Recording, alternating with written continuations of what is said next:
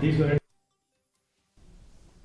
Village leaders and villagers of 4 villages of Nongpo constituency comprising of Pahambir Lom, Pahambir Them, Maujong and Paham Sken village today convened a special meeting at Dorbar Hall, Pahambir, with the MLA of Nongpo constituency, Miral Born's aim to appraise over an acute shortage of drinking water faced by the villagers. MLA Miral Born's aim assured to take up the matter seriously with the PHE department to resolve the water crisis faced by the local villagers.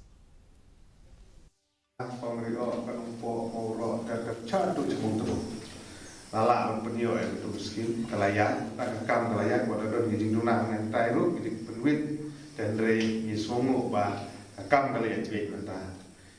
Upay ba abalay siya ba marmat job yo kan pensengau kia gini kenang ba ki bro gijing tre marba de mo pi mo penjob kan.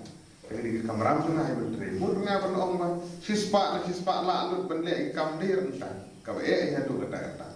Dan reikan pala ngin persan. The incessant rainfall for the past few days